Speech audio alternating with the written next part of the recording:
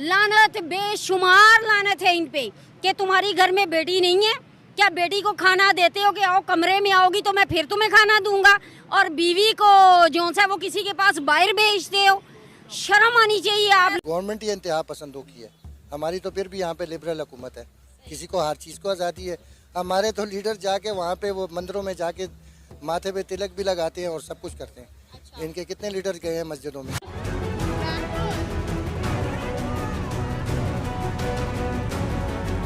Iran में महिलाएं लंबे समय से हिजाब को लेकर विरोध कर रही हैं। हाल ही में एक महिला ने अपना विरोध दर्ज कराने के लिए बीच सड़क पर अपने कपड़े उतार दिए। ऑनलाइन वीडियो और मीडिया रिपोर्ट्स की माने तो देश के सख्त इस्लामिक कोड के विरोध में शनिवार को इस लड़की का सब्र का बांध टूट गया। मोमिनीन्स हर जगह पे अपना इस्लाम लेके घुस जाते हैं, और उससे बड़ा प्रॉब्लम ये है कि जो लिपस्टिक मोमिनीन्स हैं, जो जो गंदी गंदी फिल्मों में काम भी करते हैं, हर तरह की ड्रामेबाजियां रंगरलियां भी बनाते हैं, 2 नंबर काम भी करते हैं, लेकिन द कंट्रेरी आप इंडियंस को देखें, वो पढ़े लिखे भी हैं, वो किसी जगह क्राइम भी नहीं में इन्वॉल्व नहीं है। वो वहाँ पे आपको, मुझे किसी ने बताया, आई वाज मैं पता नहीं फ्रांस में था, कहाँ था, उसने मुझे कहा, उसने कहा भाईजान जो सबसे अच्छी लेबर है वो नेपाल की। मैंने कहा क्यों जी? कहता भाईजान जिस काम पे लगा तो लगे रहते हैं चुप कर। और महिला ने ईरानी विश्वविद्यालय में अपने कपड़े उतार दिए। इस घटना का वीडियो अब सोशल मीडिया पर आग की तरह वायरल हो रहा है। कहा जा रहा है कि लड़की हिजाब पहनने की अनिवार्यता वाले नियमों को लेकर काफी परेशान थी।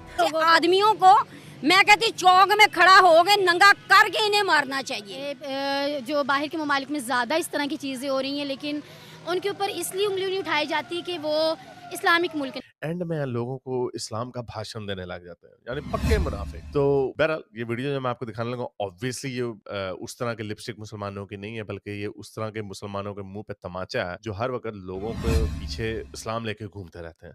अगर कतर ने आप पे ट्रस्ट करके वीज़ा ऑन अराइवल दे दी है, तो इसका मतलब ये है कि आप वहाँ पे अब तबाही मचानी शुरू कर दें। आप उनका मिस्ट्रेस जो है उसका वो उसको देखें कि वो आपको वीज़े ना दें, आपको रोक लें।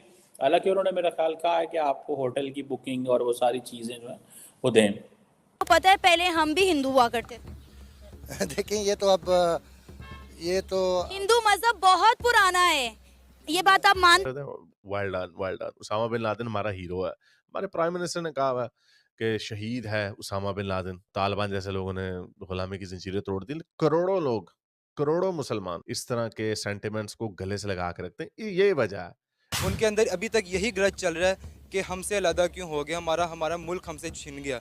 वो अभी तक पाकिस्तान को अपना मुल्क कहते हैं क्योंकि उनसे एक चीज़ छीनी गई है, तो वो अभी तक उस चीज़ को एक्सेप्ट नहीं कर पाते। वो बाहर जाके झूठ भी बोलती है, चोरी भी करती है, क्राइम्स में भी इन्वॉल्व है, डिसेंटली वो पेश भी नहीं आ रही। तो मुझे ये बात बताएं, बांग्लादेश, पाकिस्तान, इंडिया, नेपाल, भूटान, ये सारे, श्रीलंका, इन मुल्कों में से किन को चुनेंगे सारे के मिडल ईस्टर्न वाले?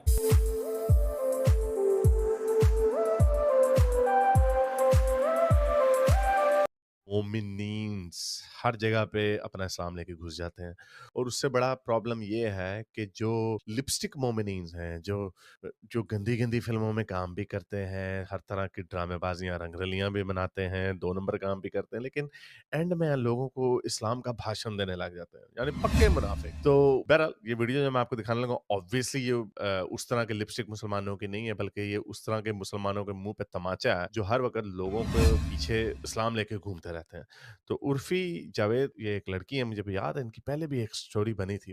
तो ये शायद बड़ी मशहूर हैं क्योंकि ये इनकी ड्रेसिंग बड़ी इंटरेस्टिंग होती है। तो इसको लेके बहुत सारे लोगों, क्योंकि उनका नाम उर्फी जावेद है, इससे मुसलमान नाम है, इसलिए लोग उनके पीछे पड़ जाते हैं। सर सुनिए जरा वो क्या कह रही हैं। रिलीजन को लेके lot of people at times point out, I don't know why मैंने इस्लाम का ठेका ले रखा है। मैंने तो कभी बोला ही नहीं कि मैं इस्लाम का ठेका लेके बैठी हूँ, मुझे वो क्लर्क बनना है, Muslim clerk. I have openly said that I cleric, Muslim cleric, not believe in religions, but still तुम्हें तो शर्म आनी चाहिए मुसलमान होके, तुम्हें तो ये होना चाहिए मुसलमान होके।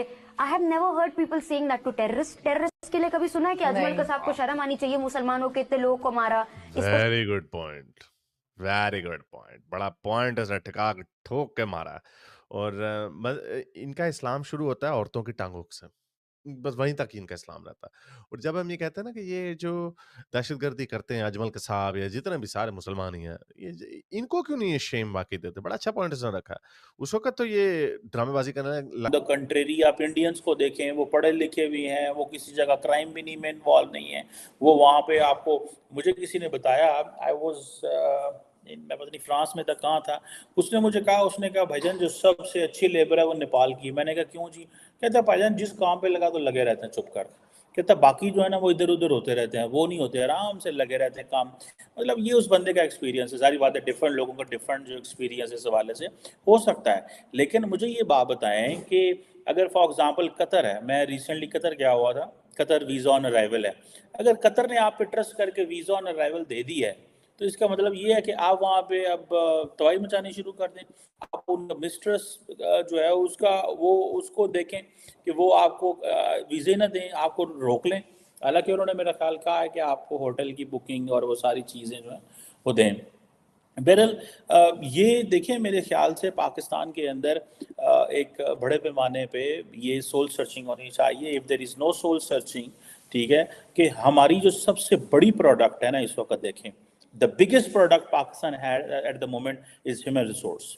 अब मुझे ये बताएं कि अगर आपकी ह्यूमन रिसोर्स जो है वो ह्यूमन रिसोर्स ही ऐसी है कि वो बाहर जाके झूठ भी बोलती है, चोरी भी करती है, क्राइम्स में भी इन्वॉल्व है, डिसेंटली वो पेश भी नहीं आ रही, तो मुझे ये बात बताएं, बांग्लादेश, पाकिस्तान, इंडिया, नेपाल, भूटान, ये सारे, श्रीलंका, इन मुल्कों में से किन को चुनेंगे सारे के मिडल ईस्टर्न वाले?